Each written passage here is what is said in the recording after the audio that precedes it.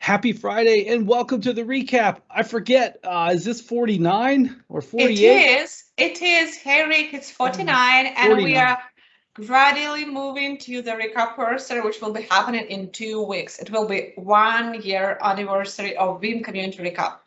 I knew it was getting close, and it's like every week I have to look and see where we are, and I'm actually kind of excited because we've got a whole bunch of like special tricky things coming up towards that, and then I think for sure next week we got not quite as special as recap anniversary, but we got a little trick up our sleeves for next Yeah, week. yeah, Yeah.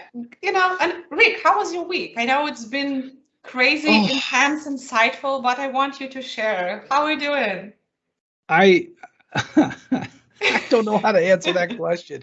I don't have any tissues. I might start crying. I mean, oh man, this is a busy week. We had VMon update. I had a couple of virtual events, and I don't know about you, Kseniya, or for the listeners, but whenever I'm like super under pressure, the ultimate demands, I almost like just I kind of perform up a little bit. I don't know, it pulls more out of me. Not like, yeah, it hurts and I'm tired and all that. That's true, but I just like I have to like keep up with it, and it's kind of a rush. I don't know, Mm. sickness, rush, addiction. I love it. I don't know how to explain it. Like a race that you need, you Yeah, have to deliver. yeah, yeah. Yeah, I I can love it. relate to that. And, considering that I know how to work with you, I know that you're like up 3 hours before everyone up and you start working and start taking calls almost in the night for you and all of this. Yeah, but you should take care of yourself, Rick, I think I've messaged you, interacted for a good hour and a half today on where in my calendar I have a blocker that says Rickatron office hours not yet started. Yep, That's how that's bad right. I am. That's Yeah. true. Okay, but you know what? Community has been busy with all the Vimon update and news shared there and new announcement about new products. So let's take a look at what we got. Okay, so as you may see, we have 4 tabs open. It means that we are breaking the rule again. We're breaking the rule a lot better than where we started a little bit ago. So I'm actually quite impressed at this. Yeah, and actually, I mean, this time it was really tough to pick four only. So Yeah. I'm completely honest here. So let's start with this one. It was delivered by Michael Paul, and he created this short warning about the Windows update breaking Windows Server. Really short, right to the point, heads up to the community. And I know, Rick, that you had some comments about this too.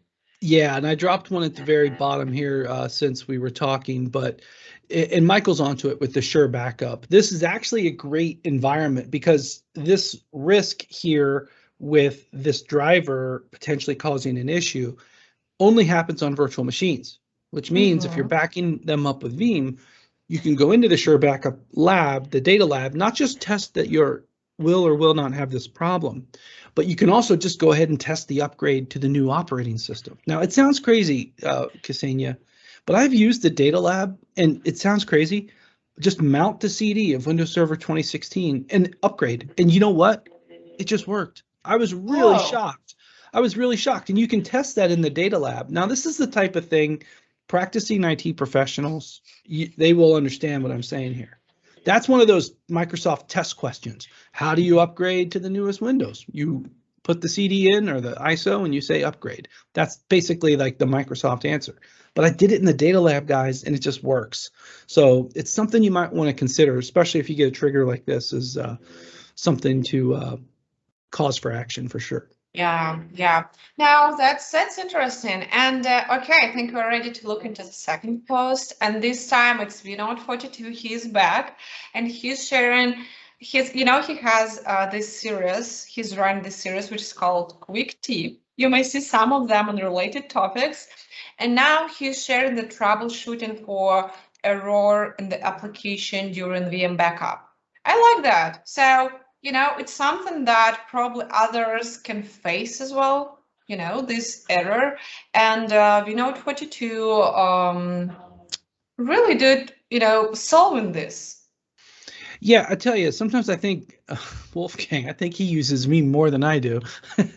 And I love these details that he shares out here. And yeah, I mean, the port 902 is this is something you only find by using it. So good shout here, and you can see the notes on the ports. But yeah, I've not had this particular one, but yeah, if I do see it fail when it comes for taking a backup here, this is one to remember. Yeah, yeah. And thanks for sharing this, Vinod 42. All right. I was just so excited to share this blog post, and Michael Melter, who is the Veeam Legends from the second intake, he delivered this first blog about his experience with VMCA exam. So he did an exam review and also provided us with a set of recommendations. And Rick, this is a gem. Look at this. So he shared so many details, even to start with the organization of the exam, preparation to his exam, what to expect. It's all so important when you're getting ready to such things. Yeah, so two interesting things. One, actually right there, hold, pause. Where was it? Oh, stop. Right there. You'll see it says you will get 90 minutes for the exam, 30 minutes if you book an exam for non-English. I'll also say you can get that 30 minutes extra if you have like a disability. Like we have one person, individual who had some vision problems. So that's also something that can give you extra time. So one thing for that. But then secondly, this is, I think, the first year we've got into the annual bit. So it's called the VMCA 2022. So it's kind of like a car. You buy it towards the end of the year. It's actually the next year. No, I'm being a little bit cheeky, but we did kind of restructure the credential here. And so Michael's walking us right through it. So no, good overview. Good stuff. Yeah, it's really so detailed. I mean, if I would ever, okay, something from their fairy tales and movies from Netflix, but if I ever would go to for VMCA exam, I would definitely use it because it's super detailed with lots of links in that. Of course, Rasmus content in here, and yeah, it was a nice summary. So thanks a lot, Michael. Appreciate your experience sharing.